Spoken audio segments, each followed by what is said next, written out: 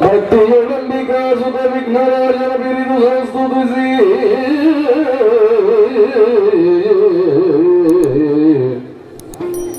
ಅಂಬುನಿಧಿಯ ಮುಗಿದಂಬುಜಾಸನಿಯರ ಪಾದಾಪುರಕ್ಕೆ ಬಲಬಲದ ವರ್ಣಿದರಿ ಕಥಾಮೃತವ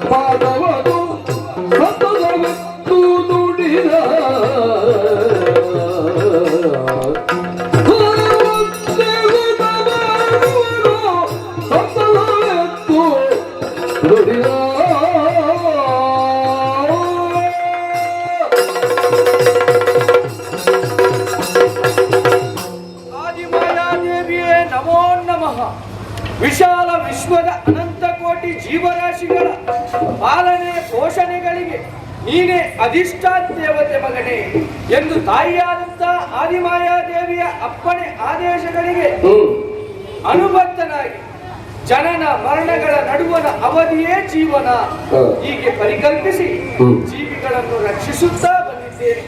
ನನ್ನ ಈ ಅಗಾಧವಾದಂತಹ ಪ್ರತಿಭೆಯನ್ನು ತಿಳಿದ ಜ್ಞಾನಿಗಳು ಕೂಡ ದೇನಾ ವಿನಃ ತೃಣಮಪ್ಪಿನ ಚಲತಿ ಎಂದು ಉದ್ಗರಿಸಿದ್ದಾರೆ. ಭಕ್ತರಿಗೆ ಶಿಷ್ಟತ್ವವನ್ನು ಒದಗಿಸಿಕೊಡುತ್ತಾ ಬೇಕಾದಾಗ ಬೇಕಾದ ಹಾಗೆ ವೇಷವನ್ನು ಧರಿಸಿ ಭುವಿಗೆ ಬಂದು ಶಿಷ್ಟರನ್ನು ರಕ್ಷಿಸಿದವನಿದ್ದೇನೆ. ಆದರೆ ಇವತ್ತು ಎಂದಿನಂತೆ ನಡೆದು ಹೋಯಿತಲ್ಲ.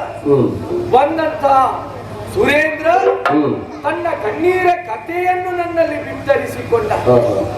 ಧರೆಯಲ್ಲಿ ಶೋಣಿತಾಪುರ ಎನ್ನುವಂತ ರಾಜ್ಯಕ್ಕೆ ಅರಸನಾದ ದಾರಿಕಾಸುರ ಅಜನಿತ್ತ ವರಬಲದ ಮುಖೇನವಾಗಿ ಕೊಪ್ಪಿ ಸುರೇಂದ್ರ ದೇವಾದಿ ದೇವತೆಗಳನ್ನು ಎಸೆಗೆಡಿಸಿದ್ದಾನಂತೆ. ಇದನ್ನು ತಿಳಿದಂತ ನಾನು ಹೋರಾಟಕ್ಕೆ ಸುದರ್ಶನ ಚಕ್ರಧಾರಿಯಾಗಿ ಹೋದರೆ ನಾನು ಆತನ ವರಬಲದ ಪ್ರಭಾವದಿಂದ ಸೋತು ಹೋಗಿದ್ದೇನೆ. ಇನ್ನು ಲೋಕಕ್ಕೆ ಅಧ್ಯಕ್ಷನೆನಿಸಿಕೊಂಡಂತ ತಂದೆ ಎನಿಸಿಕೊಂಡಂತ ನಾನೇ ಕೈ ಸೋತಾಗ ಧರ್ಮವನ್ನು ಉದ್ಧರಿಸುವವರು ಯಾರಿದ್ದಾರೆ? ಈ ಬಗೆ ಚಿಂತೆಯನ್ನು ಮೂಡಿಸಿತಲ್ಲ. ಏನು ಮಾಡೋಣ, ಏನು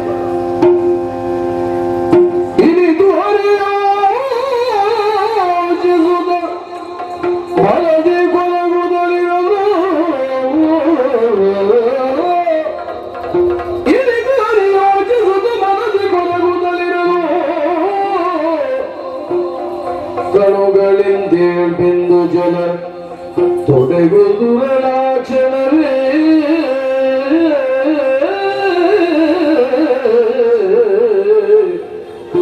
ಕಣುಗಳಿಂದೇ ಬಿಂದು ತೊಡೆಗುದು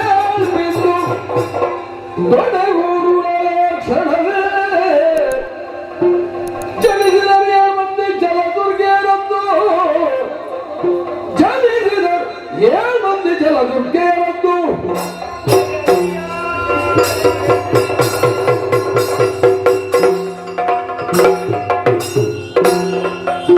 ಕಂಡತ್ಯಂತ ಹರುಷದಿಂದ ಬನಿ ಬರಿ ಭಗವತಿ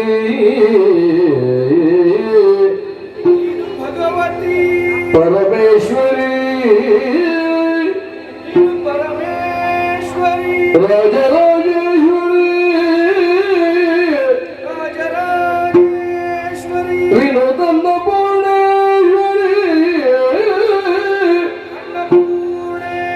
ಭ್ರಮರಾಂಬೆ ಕಾತ್ಯಾಯಿನಿ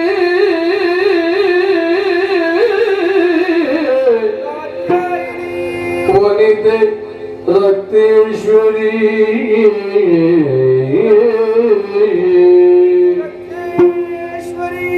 ಭಗವತಿ ಪರಮೇಶ್ವರಿ ರಾಜರಾಜೇಶ್ವರಿ ವಿನುತನ್ನ ಭುವನೇಶ್ವರಿ ಭ್ರಮರಾಂಬೆ ಕಾತ್ಯಾಯಿನಿ ವನಿತೆ ರಕ್ತೇಶ್ವರಿ ಎಂದು ಕರೆಯಲು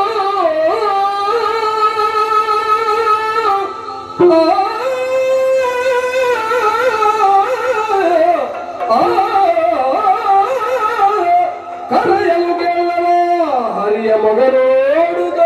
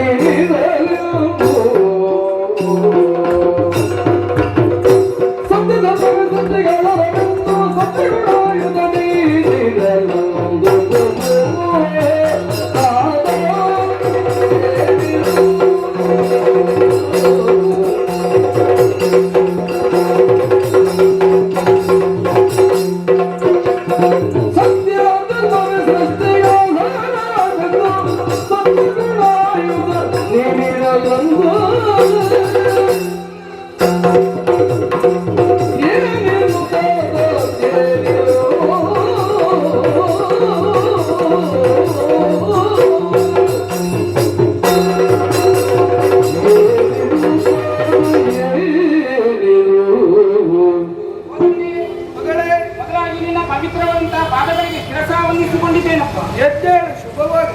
ತಂದೆ, ತುಂಬಿರ್ತಕ್ಕಂತಹ ಜಲರಾಶಿ ಇದು. ಜಲರಾಶಿಯ ಮಧ್ಯದಲ್ಲಿ 7 ಹೆಣ್ಮಕ್ಕಳ ನಮ್ಮ ಸೃಷ್ಟಿ. ನಿನ್ನ ಮುಖವನ್ನು ನೋಡಿದ್ರೆ ನಾನು ವದನನಾಗಿದ್ದೀಯ. ಹಾಗಾದ್ರೆ ನಿನ್ನ ಈ ದುಃಖಕ್ಕೂ ನಮ್ಮ ಹುಟ್ಟಿಗೂ ಕಾರಣ ಏನು ಅಂತ ಗೊತ್ತಾಗ್ಲಿಲ್ಲ. ಹೇಳ್ತೀಯನಪ್ಪ? ಎಲ್ಲವನ್ನು ವಿಸ್ತಾರವಾಗಿ ಹೇಳಪ್ಪ.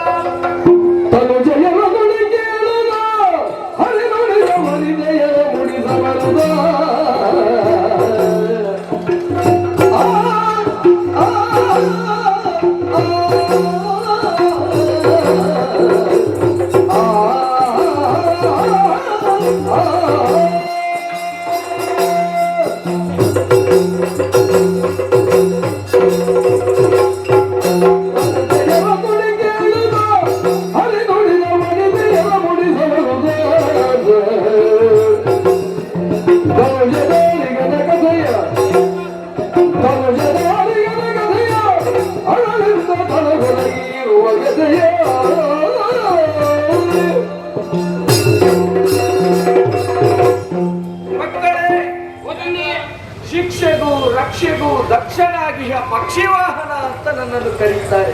ಹೌದಪ್ಪ. ಆದ್ರೆ ಭವ ಭಯ ಆರಿಣಿಯಾದಂತ ನನಗೆ ಭವನೆಯೊಂದು ಒದಗಿ ಬಂದಿದೆ ಮಕ್ಕಳೇ. ಅಂದ್ರೆ ಆದ ಕಾರಣ ಕಂಡೀರ ಬಿಂದುವಿನಿಂದ ಹುಟ್ಟಿಕೊಂಡ ಜಲದುರ್ಗೆಯಲ್ಲಿದ್ದೀರಿ. ಹೌದಪ್ಪ.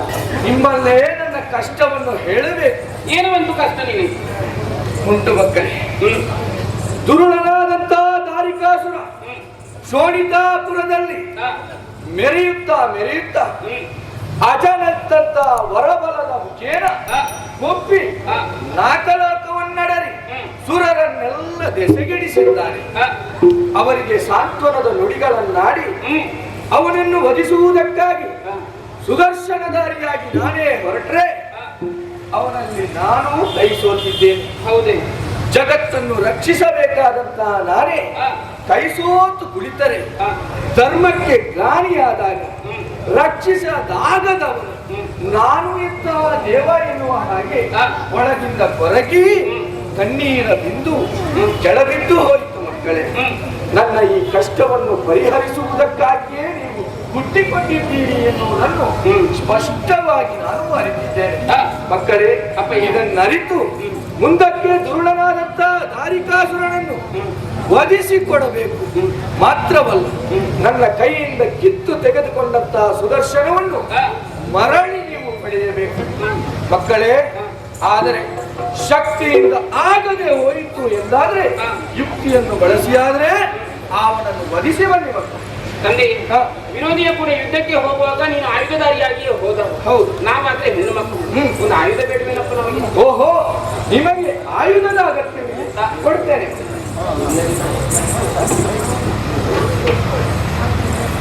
ಇದು ನಿನಗೆ ದಂಡ. ಇದರಿಂದ ಬೇರೆಯಾಗಬೇಕು ಅವನ ರುಂಡ. ಇದು ನಿನಗೆ ಕತ್ತಿ, ಕೊಲ್ಲಬೇಕು ಇದರಿಂದ ಅವನನ್ನು ಕುತ್ತಿ. ಇದು ದಂಡ, ಇದರಿಂದ ಬೇರೆಯಾಗಬೇಕು ಅವನ ರುಂಡ. ಇದು ಬಾಣ, ಇದರಿಂದ ತೆಗೀಬೇಕು ಅವನ ಪ್ರಾಣ. ಇದು ಪರಶು, ಇದರಿಂದ ಸರಿಸುವವನ ಶಿರಸ್ಸು. ಇದು ಬಿಲ್ಲು, ಇದರಿಂದ ಅವನನ್ನು ಕೊಲ್ಲು. ಇದು ವಿಶೇಷವಾದಂತ ತ್ರಿಶೂಲ, ಇದನ್ನು ಕೊಡುತ್ತಿರುವವ ಲಕ್ಷ್ಮೀಲೋಲ. ಆದಷ್ಟು ಬೇಗನೆ ದುರುಳ ದಾರಿಕನನ್ನು ಕೊಂದು ಬನ್ನಿ ಮಕ್ಕಳೇ. ನಿಮಗೆ ಶುಭವಾಗಲಿ. ಸಹೋದರಿಯರೇ, ಅಪ್ಪನಿಂದ ಆಜ್ಞೆಯನ್ನು ಪಡೆದುಕೊಂಡೆವು. ವೈಕುಂಠದಿಂದ ಇಳಿದು ನೇರವಾಗಿ ಬಂದು ಹಿಡಿದದೇ ನಾವು ಭೂಲೋಕಕ್ಕೆ ಹೊರಟು ಬರುವಂತಹ ಕಾಲಕ್ಕೆ ಅಪ್ಪನ ಕಿವಿ ಮಾತನ್ನು ಹೇಳಿದ್ದಾರೆ. ಶಕ್ತಿಯಿಂದ ಆಗದಿದ್ರೆ ಯುಕ್ತಿಯಿಂದ ಆದ್ರೂ ಸಾಧಿಸಿಕೊಳ್ಳಿ ಎನ್ನುವ ಹಾಗೆ. ಏನೇ ಮಾಡುವುದು? ನಾನು ಹೇಳ್ತೇನೆ ವಿಚಾರವನ್ನು.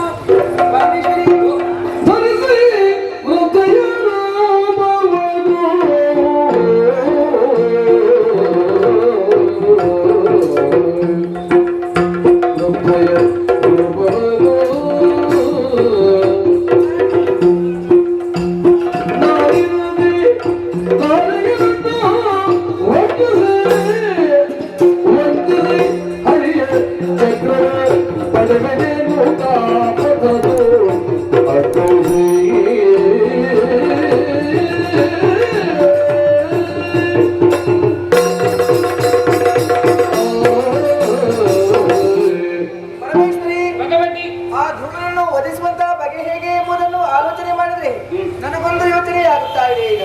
ತಂದೆಯವರು ಹೇಳಿದಂತಹ ಮಾತಾದ್ರೆ ಏನು? ಶಕ್ತಿಯಿಂದ ಆಗದೇ ಇರುವಂತಹ ಕೆಲಸವನ್ನು ಯುಕ್ತಿ ಉಪಯೋಗಿಸಿ ಮಾಡಿ ಮುಗಿಸಬೇಕು ಮಕ್ಕಳೇ ಅಂತ ನನಗೆ ಗೊತ್ತಾಯ್ತು ಈಗ. ಆ ದುಷ್ಟನಿಗೆ ವಯೋ ವೃದ್ಧರನ್ನು ಕಂಡ್ರೆ ಅಪಾರವಾದಂತಹ ಗೌರವ ಇದೆಯಂತೆ. ಆತನನ್ನು ಕೊಲ್ಲುವುದಕ್ಕಾಗಿ, ನನ್ನ ಮೋಸದ ಬಳಿಗೆ ಬೀಳಿಸಿಕೊಳ್ಳುವುದಕ್ಕಾಗಿ ನಾನೇ ಮುದುಕಿಯಂತೆ ವೇಷ ಮಾಡಿ ಆತನ ಬಳಿಗೆ ಹೋದ್ರೆ ಏನು ಎನ್ನುವಂತಹ ತೀರ್ಮಾನಕ್ಕೆ ಬಂದಿದ್ದೇನೆ. ನಾನೇ ಮುದುಕಿ ಆಗಲೇ ಸರಿಯಾದಂತಹ ನಿರ್ಧಾರವನ್ನೇ ಕೈಗೊಂಡಿದ್ದೆ. ಹಾಗಾದ್ರೆ ನಾನು ಮುದುಕಿಯಾಗುವಂತಹ ಈ ಸಂದರ್ಭದಲ್ಲಿ ನಿಮ್ಮೆಲ್ಲರ ಸಹಕಾರವು ನನಗೆ ಬೇಕಾಗ್ತದೆ. ಇದ್ದೀರಲ್ಲ? ಖಂಡಿತವಾಗಿ ಇದ್ದೇ ಇರುತ್ತೇವೆ. ತುಳುವ ಮದುವೆಗಾಗಿ ಇದು ಈ ಕ್ಷಣದಲ್ಲಿ ವಯೋ ವೃದ್ಧೆಯಾಗುತ್ತೇನೆ.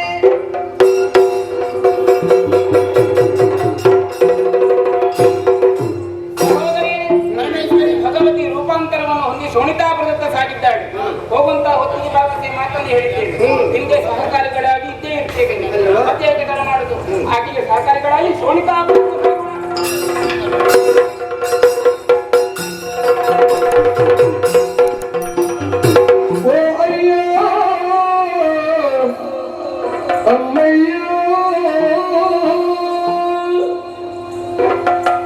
ಭಿಕ್ಷೆಯ ನೀಡಿರಲ್ಲ ಈ ಮುದುಕಿಗೆ ಭಿಕ್ಷೆಯ ನೀಡಿರಲ್ಲ ಓ ಅಯ್ಯೋ ಅಮ್ಮಯ್ಯ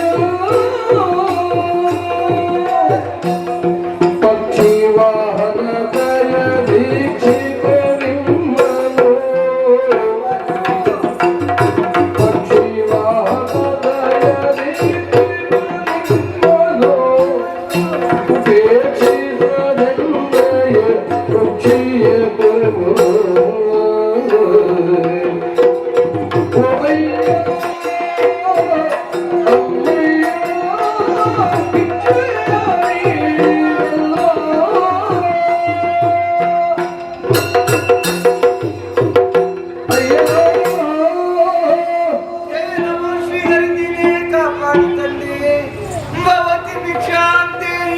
ಯಾರಾದ್ರೂ ಏನನ್ನಾದ್ರೂ ಕೊಡಿರಪ್ಪ.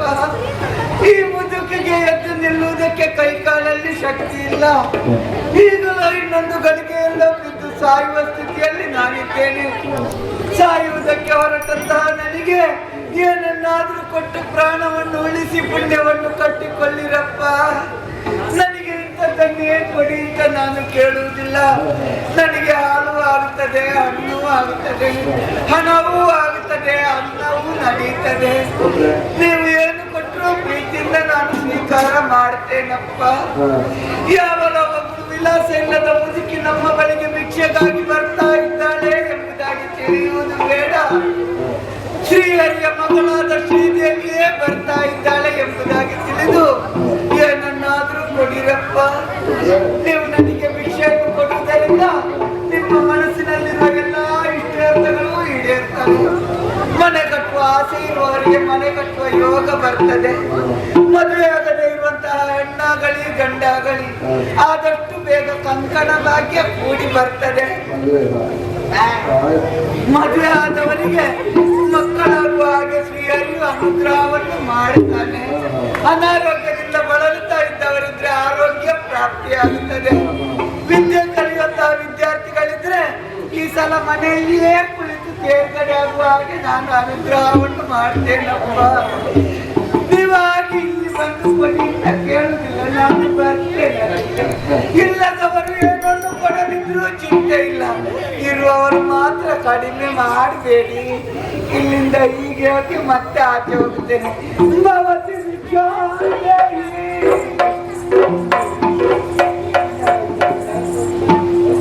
ಏನಾದರೂ ಕೊಡಿ.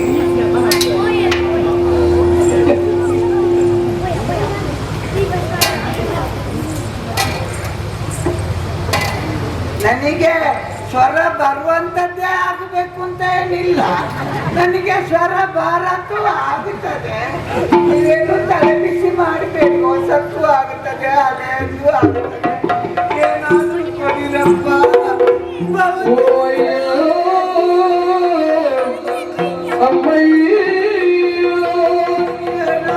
ಭಿಕ್ಷೆ ನೀಡಿರಲ್ಲ ಈ ಮುದುಕಿಗೆ ಭಿಕ್ಷೆ ನೀಡಿರಲ್ಲ